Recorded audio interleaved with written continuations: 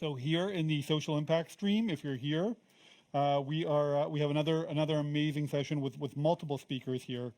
First of all, we are joined by Elizabeth Castrillon from Impact. She's joined by Layla Fence, who's the executive director of the Petro-Canada CareMakers Foundation. You've probably seen that in the news, and Dr. Adriana Schnall from Baycrest. So great group of people here. I'm going to turn things over to you, Elizabeth, to take us through the next session. Thanks so much. Yes. Thank you, Brad.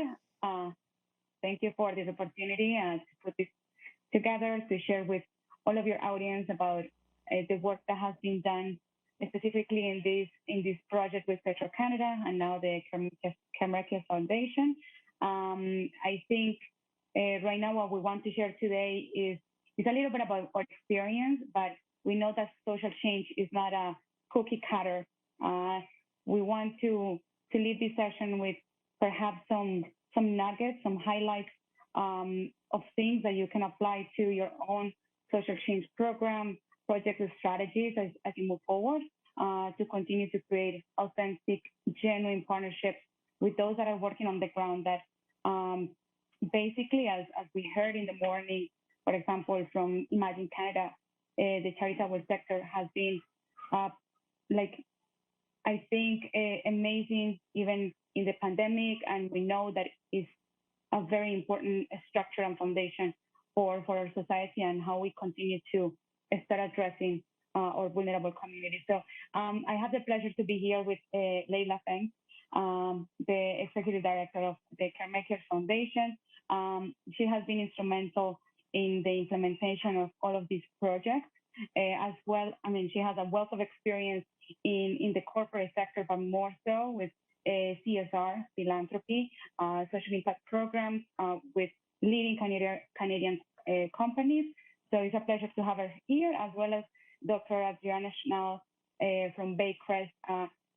She is the most passionate person I know about the caregiving space, and she has been also super instrumental. Is one of the charitable partners for the program. And what we want to show here is how it was created, and here's the perspective from very important actors that played a different role in putting this together. So with that, I know the challenge we have here is time. So we're going to try to address as many details as possible so you can get a good picture of how it happened in terms of description, but also a sense of what it has meant for the company, for Petro-Canada, for its employees, associates, but for Canadians at large, for people living in Canada who are caregivers themselves and need so much support and we need to create awareness on that. So with that, I think in order to address some important points, I would like to start actually with some considerations and success factors that I think led us to right now be talking with the executive director of the Caremakers Foundation, because this was actually one of the outcomes, one of the most important pieces that came from the project. So I think a genuine social change takes time. It's not going to be overnight. It's not going to take a month. It's not going to be something quick. You need time. You need a strong leadership, internal engagement, because that is going to drive some sustainability. You also need some flexibility, collaboration. I think a lot of people in this today have alluded to that in order to create authentic partnerships. Most importantly, engaging people with lived experience and those organizations on the ground is something that is going to drive something that is true, that is going to actually address the needs that need to be addressed. And last but not least, willingness to learn and co-create with the experts in the space. I think entering into, from a corporation perspective, knowing where our assets lie and where we can fit in order to create value with the organizations and work together, needs of this humble approach. Understand that we don't know it all.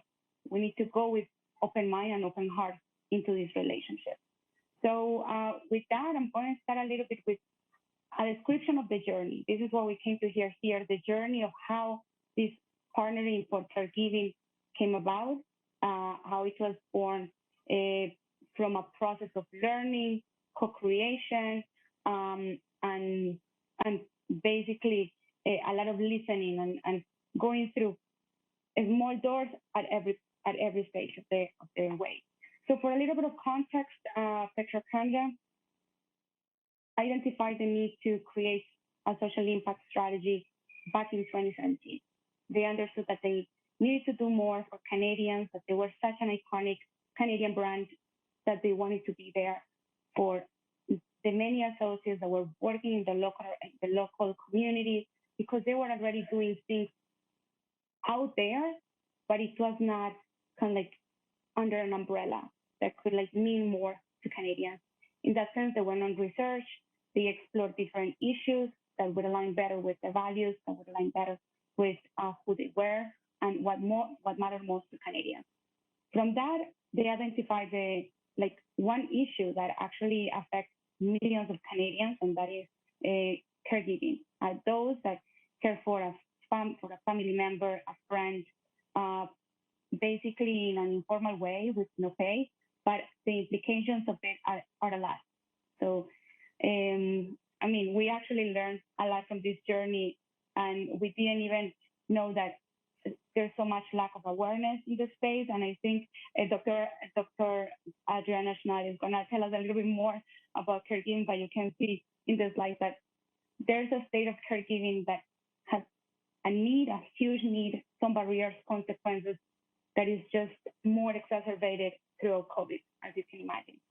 So during 2019 and 2020, Impakt and Petro-Canada collaborated to go in depth and understand the state of caregiving, understand the gaps, know who were the actors in the space, who were those organizations doing amazing things, who were the caregivers out there, what they needed.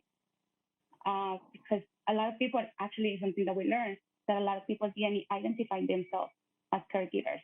So it was just a very interesting learning, but then this involved research, primary, secondary, a lot of talking, going into co-creation, a lot of involvement of a lot of the stakeholders that we're talking about, leaders, managers, employees, associates from Petro-Canada. We wanted to bring them along the way because they were the ones that were going to continue with whatever we were going to build. So their opinions, many of them were caregivers themselves. So their experiences meant a lot to us in our research period. We involved a diverse group of experts, among them Dr. Adriana Schnall, many other experts in the space across Canada, from organizations, advocates, people with lived experience. So it was a very, very robust, like two phases to help us understand that we needed more. That we didn't, that still we needed to understand more, and we needed to go to the organizations to let us know what they were doing in the space and how we would fit in that they were doing. What was that gap that would fulfill? But we didn't want to dictate, because Petro-Canada is an oil and gas company, not a caregiving organization. So from us, how they saw the role that we could play in the space. So basically, from there, we went and designed a request for partnership process. This really helped us identify the charitable organizations across Canada that were doing the most innovative and effective work in the space of caregiving. That was an amazing experience because we learned about the organizations. We learned that there were many needs to cover, from very kind of like basic support, like home meals and transportation, to other areas that were like maybe a little bit more not so tangible, related to awareness, but as important, because that's what we need to create continue to create a culture of awareness, of care, and that is a value of Canadians and people living in Canada. We care for each other.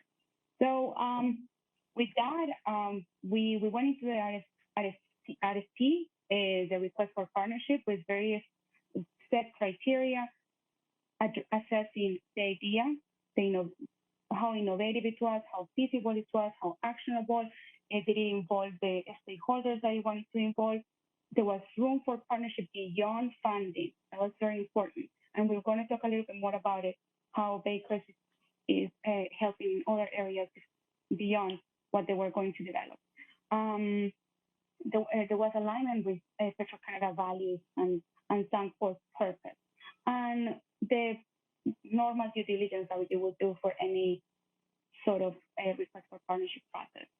So that actually gave us the opportunity to meet amazing organizations that came to Toronto for a presentation. We had a great time with leaders from Petro-Canada. I think from the beginning, something that I mentioned was that support and that leadership approach. They were there, and several of the organizations were there presenting amazing ideas. 5 organizations became the charitable partners for Petro-Canada, and this process also gave us insights into the Caremakers Foundation that Leila is going to speak a little bit about it later on. So I wish we could give you more details in this area, but I want Dr. Adriana that Baycrest is actually one of the charitable partners that was identified through the RFP process. How is Baycrest right now addressing the issue of caregiving, and how, from your perspective, how it was to co-design with a corporate partner, and how did you pivot? Because actually we notified to these partners 2 months before COVID started. So I pass it on to Adriana, and thank you. Thanks so much, Elizabeth. And this was a really fascinating process from my perspective. I'm a clinician, I'm a social worker by background, but a researcher, an educator, an academic, and my space where I've lived for over 30 years, is really that of family caregiving. And so we've been doing a lot of work at Baycrest around initiatives, of innovative ideas of how to support family caregivers.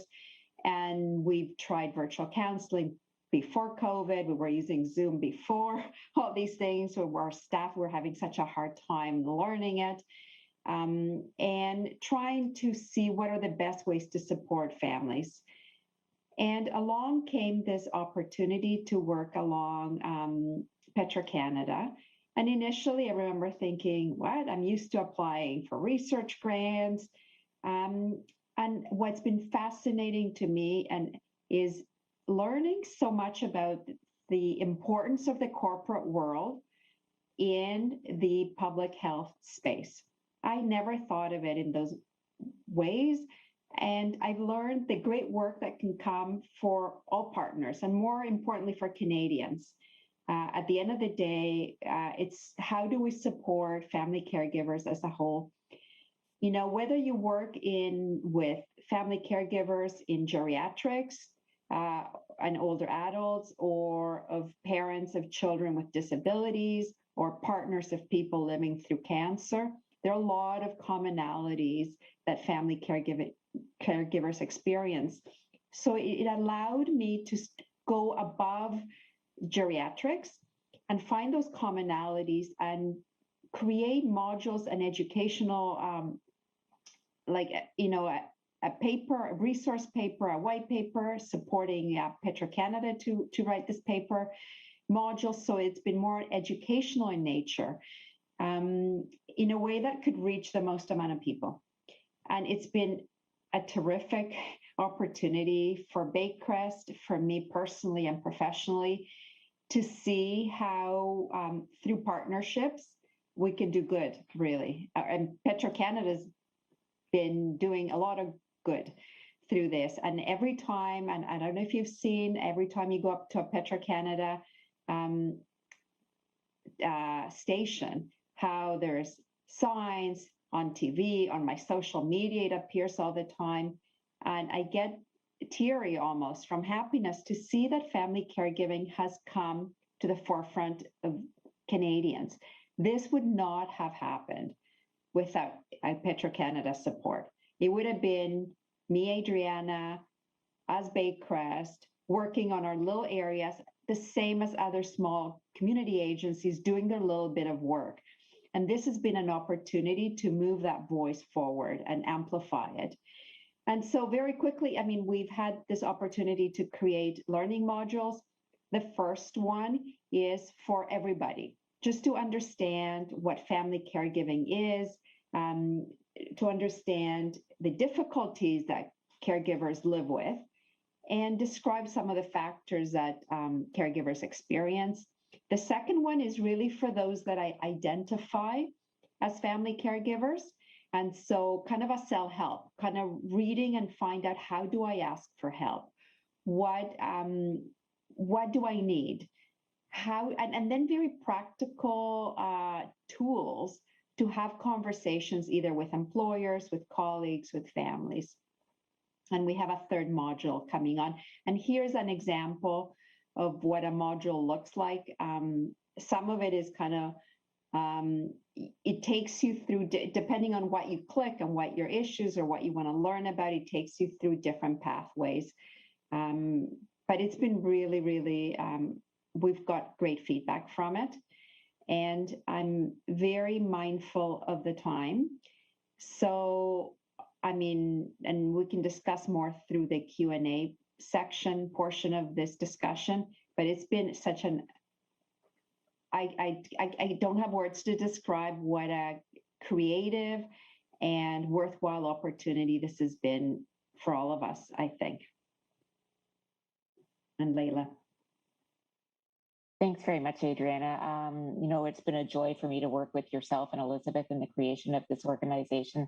I'm going to take a couple of minutes to talk about the creation of the CareMakers Foundation. But before I do that, I'd like to take a minute of everyone's time and see if we have the opportunity to share the commercial that we've had running over the last month or so since our launch. So I'll turn it back over to the control room to see if we can share our video, and then maybe you can come back to me and I'll talk a little bit more about CareMakers.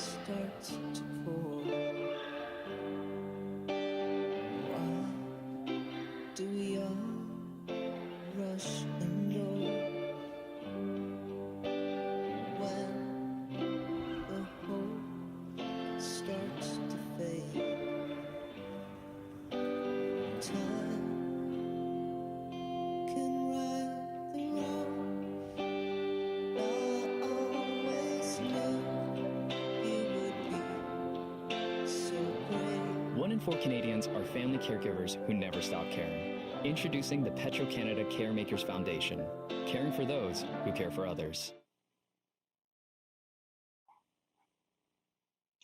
Thanks very much for sharing that. I hope that's not the first time that you've had a chance to see that commercial. We're really, really proud of it. We think that it captures the complexity and the joys and difficulties of being a family caregiver, and we're very, very happy with how it turned out. So let me take just a couple of minutes, and I know Elizabeth has talked about sort of the opportunities and challenges of caregiving in Canada, but why we think this issue is really so important for us. We know that 1 in 4 Canadians are caregivers. That means that right now over 8 million Canadians are family caregivers right now.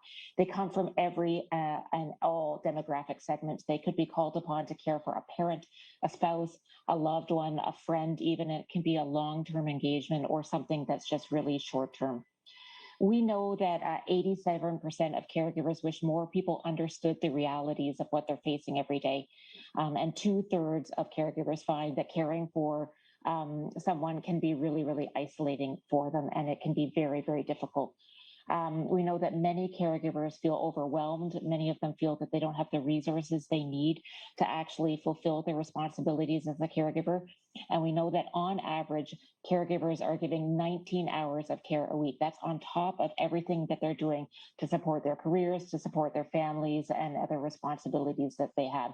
This is a tremendous opportunity for Petro-Canada to step into this space and shine a light on the issues that family caregivers are facing every day. So the first piece of work that we've done is launch this commercial to really start the conversation about what it means to be a family caregiver, so that people can really look around their communities and their family networks and say, hey, this is something that's maybe more prevalent than I thought, and we need to pay attention.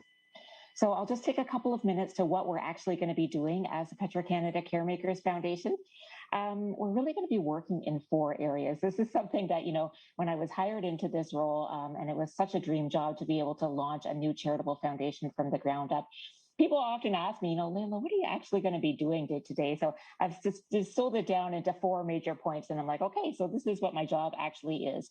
First, we're going to raise awareness of the issue of family caregiving and normalize it into our day-to-day conversations so that caregivers can feel less isolated and they feel comfortable reaching out for help if they need it. Second, we're going to continue to provide charitable grants to organizations like Baycrest, who are doing the really fantastic leading edge work on the ground. Third, we're going to be raising some money. So we feel that we really need to put more money into the sector. We're going to start raising some funds. You will see our first fundraising activation. Actually, it starts today. And so Petro-Canada has generously stepped up to the plate. And if you feel like you need to wash your car right now, you'll receive not only a deep discount off the top car wash at Petro-Canada, but also a $2 contribution will come back to the CareMakers Foundation. So really excited about that. And lastly, we're going to continue to work with others, experts in the field like Baycrest, by convening and collaborating to create new resources and thought leadership so that we can help to advance new solutions and really have some new thinking into the issues that caregivers face. We know, as others have said, that we are a national energy brand. We're not experts in healthcare. We're not experts in family caregiving. But what we know we do have is a national platform to tell our story and also to raise more money and put it back into the sector. We also have really committed associates and employees across Canada who are directly involved in local communities, and they're really the people who are going to be carrying forward our message on a day-to-day basis. So we know that we're really here to talk about partnership, and so I'm trying to keep some time at the end for questions. And Elizabeth asked me to talk about what it means to engage in partnership in maybe a different way, and what are some best practices. I'll talk a little bit about the journey that we had with Baycrest. Baycrest came to us with an opportunity in the first round of funding for Petro-Canada, even before CareMakers Foundation launched, and they had a great idea about how we might be able to train more people to talk about family caregiving. And then COVID hit and the world ended, and we needed to pivot.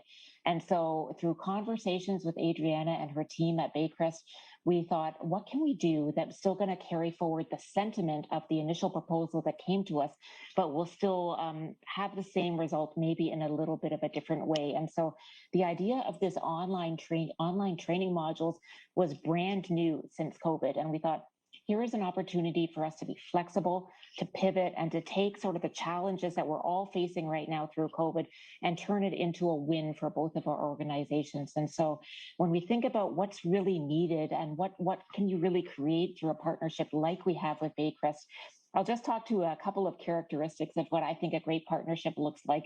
And certainly has been reflected in the work that we've had, not only with Impakt, but also with Baycrest so far. So I would say the best practices for philanthropic partnership aren't that different from what you take forward into your relationships, your personal relationships.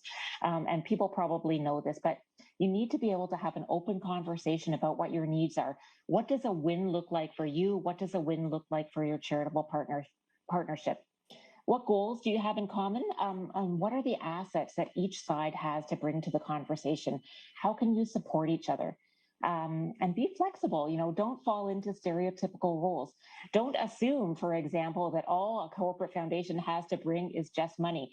It's amazing how many times I have charitable partners come to me and say, you've got a great retail presence and you've got a lot of money, Lila, so we think that that's what you can bring to the table. Well, I think we've learned from an example like the partnership we have with Baycrest that through co-creation, you can really tap into the assets and the learning on both sides and come up with something that's even better maybe than you had originally thought.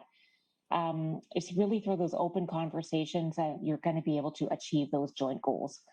A couple of other thoughts about partnership, and I'll just leave this before we have, I think, 2 minutes for questions at the end. As with any relationship, try not to take rejection personally. Even if the idea that you're coming forward with is not the right time and it's not the right fit for right now, it doesn't mean that what you have isn't of great value. And maybe there's not another partner out there who will find that it's something that they really want to pursue. So I'm cognizant of the fact that we only have 3 minutes left. I've committed to trying to leave some time for questions. I've talked really fast. I apologize for that, but I think I'll leave it there. And turn it over. I don't know if it's you, Brad, who's going to be moderating the questions in our last couple of minutes, but I'll pause there and turn it over to Q&A. Thank you very much. And so at this point, I don't know, are we looking for questions in the chat? Maybe somebody can give us some guidance on what happens now.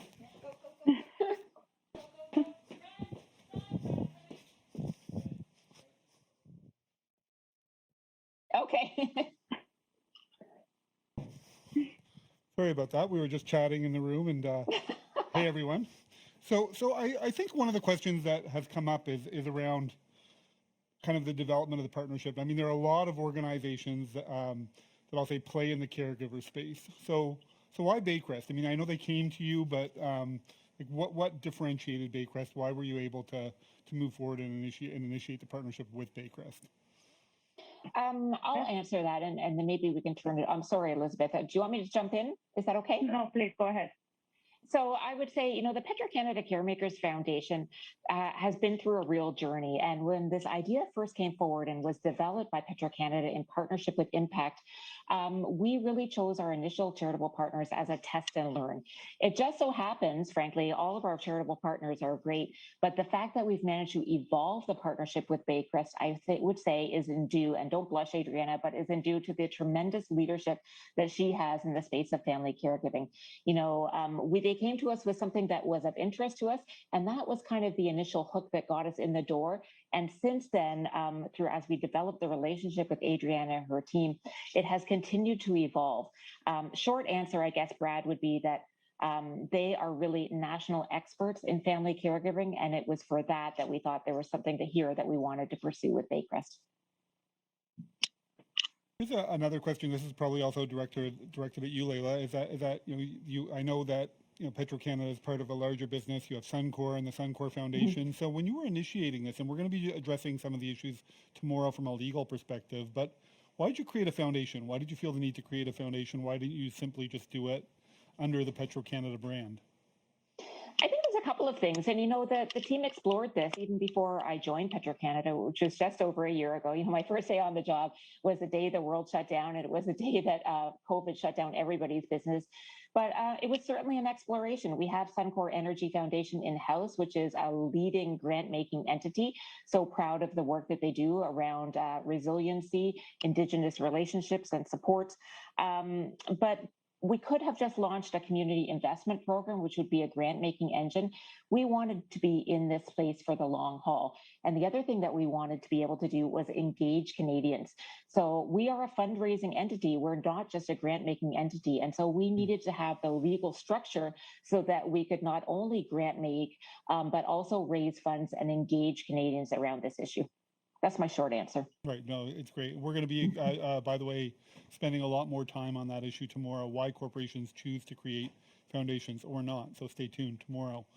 So here's an interesting scenario. We have a corporation or a corporate foundation. We have a charity, and then we have Impakt, you know, a firm that's well known to many in the sector. So how did, maybe Adriana and Leila, you could speak to this, and you too, Elizabeth, of course, but like how did Impakt make this partnership shine? Like, why is it important to have that third party involved in terms of facilitating the conversations and bringing it all together?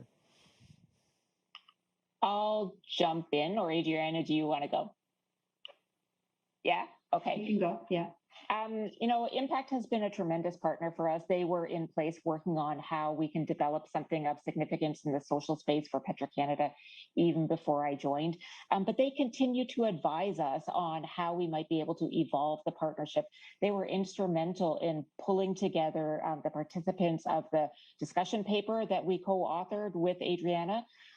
They did a lot of the sort of social impact environmental scan, I would say, to think about what are the opportunities that will allow us to continue to evolve not only our partnership, but our theory of change and what is the societal impact that we, both as Petro-Canada and this new corporate foundation, want to undertake. They're really sort of our eyes and ears into the best practices in the social impact space.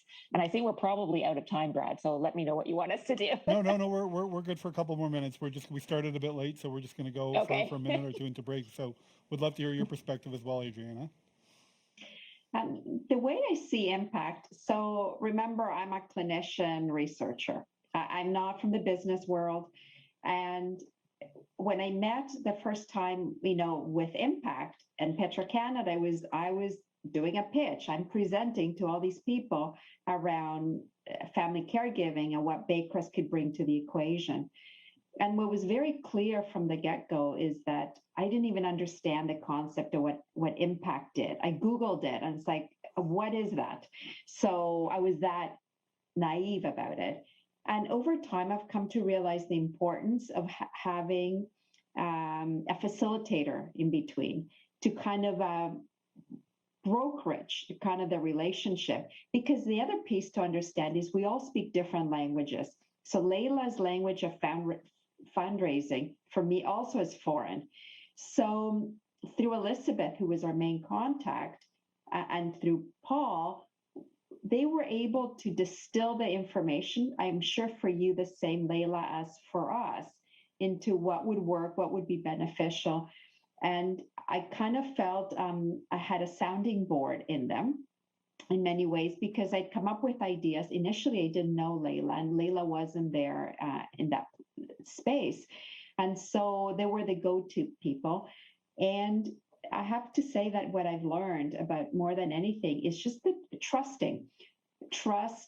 that everybody has their area of expertise, and how when we come together, we can do so much. And what Layla talked about earlier was this idea of being flexible is so important, because if I learned nothing else, is this, you can have an idea of what could be helpful, but then you hear for a corporation what they perceive that may be helpful as well. And how do we co-create something that works for everybody? And so it's been an amazing experience. And I think the role of impact, it would have looked very different without them, had Layla and I met at a table and started talking, Yeah. So because it's bringing people from totally different spaces that speak different languages together. Right. Well said. And I think that's a great, I don't think they can say it any better than you, Elizabeth, in terms of the role that Impact plays in helping to facilitate partners. And a lot of it is translation. It's, corporate speak and charity speak and clinician speak are all very different. So being able to bring that all together is wonderful. Thank you. Absolutely, Brad. Thank you. Sorry, I was going to say that I really appreciate, the words and the work that we do, and everything we want is to remain true to the vision. We go with a vision in mind, and it can take many shapes and forms during the process.